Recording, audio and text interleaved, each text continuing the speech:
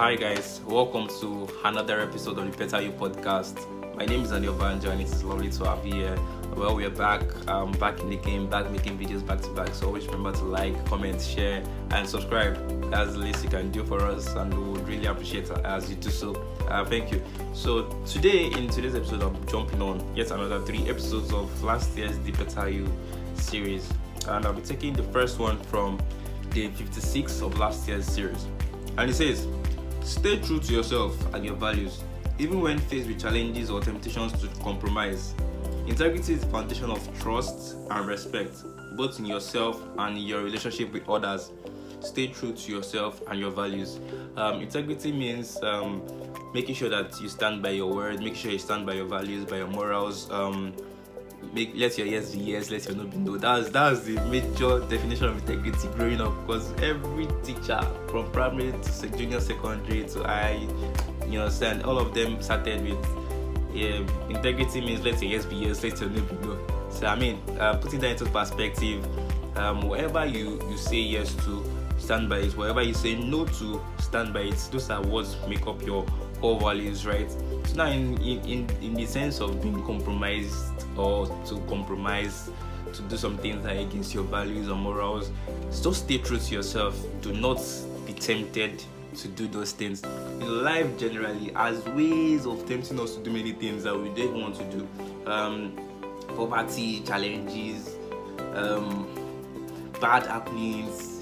Basically, many things have been listed in this world that can just push you to, temptations to do something that is totally against your moral and value. And at the end of the day, it's just more or less like a test, because you realize that along the line, when you eventually are done with whatever test you just overcome, you either lose respect or you respect people have for you, or you gain respect, or the respect they already have for you grows bigger, right? Because integrity is one of the things that make up respect. People only respect you when they see that you're not just doing you're not just telling them to do something, but you're putting it into your own actions, putting it into your life. You're doing what you're saying. You're not two-faced. You're not a liar, basically. So integrity means not being a liar, being able to properly stand for what you believe in, right? So that it helps you, and it helps you build relationship with people as well as relationship with yourself. What you cannot take, you don't dish out. What you cannot accept, you cannot accept it.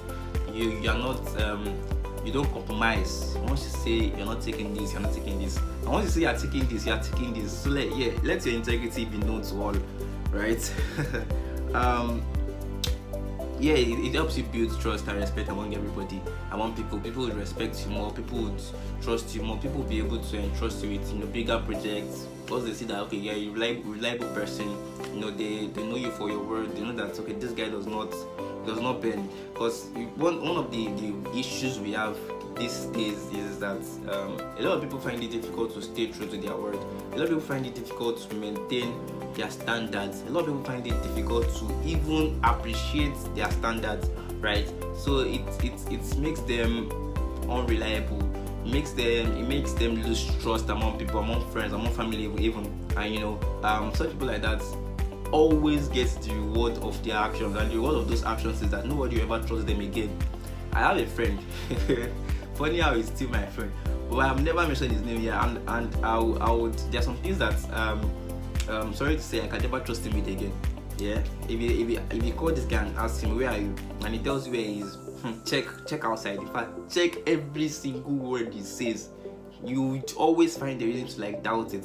So there are some things that I can never trust him. If I know that we're probably headed somewhere, I'll probably be there in his house 10 hours prior, just to make sure that we get there the time we say we are going to get there. Because if you just decide that we are going to block somewhere or meet you somewhere, and you call him and he tells you on his day, oh my god, just go and sleep, because he has not even left his house, right? So there are people like that. Then the part of life that comes where you say accept people for who they are now blends in, because there are people that you cannot just keep throwing everybody away because of the way they are, right? There's people that you already know that these actions are damning, but you cannot change them. You cannot, no matter how hard you try. So then you just accept them for who they are, but keep them at an arm's length, right? So they don't harm you in any way that can disrupt your own growth. All right, so I'm moving quickly to the next episode for today, and it says, from day 59 of last year's series, and it says, consistency is choosing to do something every day of your lives, even if it results in a patterned life. And pattern is one thing that we dread the most. We do not like to live in patterns, hence the reason why it is hard for people to be consistent in their lives. Patterns do not make you gullible or redundant, they make you master of your skill. This is one of the things that I set out to be last year, and I'm grateful to a large extent that I was able to at least achieve. I achieved it, right? Not like I'm not trying to say like maybe I didn't do. I was able to be consistent all through last year, posting for 366 days in the whole year, right? It took a lot from me, but one of the things that I learned along the line was that consistency creates pattern.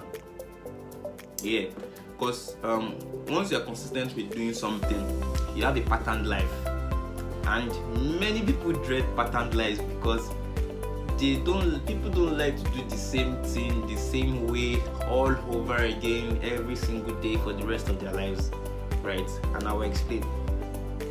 Say for instance, you put a 9 to 5 is a pattern life. Someone that is working 9 to 5, that's a pattern life. They tell you when to get to the office, when to wake up, when to have your bath, when to get start work, when to close from work. Sometimes they even tell you when to eat, right? There's break time, there's lunch break, and all of those stuff. School is a pattern life. So a lot of people that coming through school, left school, they entered the pattern life. That's why many people did not go into 9 to 5. Now those that are still in 9 to 5, one thing you learn as you grow in that pattern life is that a pattern life does not mean your life is actually patterned. The pattern life just means your life is responsible. A pattern life means your life is what's the word? Borrow me English. It means your life is structured. Thank you. Structured. It means your life is structured. Now, a structured life does not mean you have to do the same thing the same way. You can do it different ways. You can do it at different times, but in the same structure. Now, no offense, I have my own business, right? I could easily not be a 9 to 5er, right? I'm both. I'm more like hybrid. I can decide today that I'm not working for anybody again, and I will survive very well, right? But a lot of people that from secondary school, from university, just jumped into their own businesses and their own lives, working for themselves. You realize something, because they hated the pattern life so much, because they hated the old pattern so much, they don't have structure in their business. A lot of people wake up around, a lot of business owners wake up around 9, 10. They say, okay, say by 10, 10:30, 11, it starts business. Depending on what your kind of business is. If yours is kind of like an online business, so you have to start posting and start getting tractions, then you start around say 11. Yeah, around that time you realize that, oh, I'm not eating. I've never had my bath. I've not brushed my teeth. Then in between the process of when you are trying to like get tractions online, you're probably brushing, going to the kitchen, make breakfast for yourself. You drop the pad or whatever it is you work with, your work tools, and try to eat. Get back your work phone. It's already like 1 thereabouts, and basically you realize that it's not structured, because the next day when you pick up the phone again, this time you might even wake up earlier or something, trying to meet some targets, right, for your business growth, for yourself. But you will notice that it is not structured in the sense that if you do the same thing, if you do one thing, right, the same way in your business, right, trying to get traction, trying to get followers, trying to get leads and people to buy from you, if you do it one way for 30 days straight and you get a particular result from that thing, and you see that result is actually working, won't it be fair to do that same thing for like 90 days stretch to get your business, to get businesses in flow, to get this, to get that, rather than today you do stretch, tomorrow different timing, next tomorrow stretch, next tomorrow lazing around. You realize that your business is not even structured, and you cannot determine how much income you can generate in a month. You can't determine how much income you generate in a week. You cannot, because it's not structured. But a pattern life of 9 to 5, it teaches you to structure your life. If eventually people that move along from 9 to 5, then move on to their own businesses, realize that they do better in life because they have a structure already in their mind. They have a waking up time of say 5 or 4, and getting ready, having their baths, eating breakfast, and they are done before 8 because they want to resume work before 8, right? And those kind of people, when they eventually start their attractions in their business, they have more structure and they have more business ideas and plan and execution in these plans when they start their own businesses. So it's consistency most times is not a threat. It is an help. It is a helpmate. It is a helpmate for you. It's something that helps you to structure your life in a way that you understand how life goes. You are better organized in your day. You realize that 24 hours is no longer enough for you, because when you organize this time to this time, 10 to 12, this time to this time, posting time, this and that, you realize that you have more time for yourself. You are better organized, you are better structured, and you are better planned. And eventually, obviously, people like that have productions, like they have what's the word? They shall have structures in their businesses and all, and they are not busy, they are productive. You understand? So last year, from my own personal experience, although one thing I was lenient, it was time. I made sure I did not have a specific time when I was posting my content from last year, and this is the reason why. Because I realized that it put me under pressure, right? And when my phone spoiled last year, I was under mad pressure. I wanted to post, I wanted to meet the same timing and the same stuff. I prepared content ahead, but then there was nothing to post to it, and I had to take that time out of the equation. So to ease the pressure, I was still consistent with posting. I still posted. If you go to Instagram, you'll still see 366 posts each day. But then, was it the same time I posted them? No. Now this is because I obviously didn't have any plan to make income from last year's posting. It was just impacts, right? Making impacts. Now impact was not a particular time when there is like, borrow me English. Impact is not time bound. Exactly. Impact does not have a particular time when people are active. When you say, okay, you want to, for instance, now business owners, they have a particular time when they say people are bored, they are online. So they put their paid ads around that time, so to catch people online, to get them to buy from them. Say for instance, your target is 9 to 5 hours, that around 12, around 1, they're already tired of work. They want to just come online, scroll through Instagram. That's when people post their paid ads. But my impact, I need that, okay, fine, anytime, any day, whenever they see it. It's the same impact you get to make as when you're either at work, or when you're at home, or when you're eating in the bathroom, toilet, whatever it is you are doing in the kitchen. It's the same impact that's going to give you. So I was not threatened by, okay, how many tractions would I get, how many likes would I get, how many followers would I get. Nah, I was more particular about as long as they saw it eventually. There are still people that are still liking posts from last year, right now, and commenting, this eats, this solves, this that. There's a person on WhatsApp that has not changed their profile picture. It's still one of my contents from last year that is their profile picture till now. And what can I say? Impact is impact, right? So it was not time bound, but it was consistent. So consistency, I didn't see it as a threat. I saw it as more of like something to help me grow, and it honestly did. Spend some more time on this one. So I'm moving quickly to the last series for today, and I'm taking it from day 60 of last year's series. And it says, be present in the moment, fully engaged and aware of the beauty and wonder that surrounds you. Life is happening now, so don't let it pass you by while you are lost in worries about the past or the future. This I'm pushing through to my overthinkers once again. At this point, every overthinker I have my contact is probably think I have something against them, but no, I actually have a lot in support for you guys. Yeah. So one thing overthinkers do again, that comes as a shock to many of us, is that they worry about the past.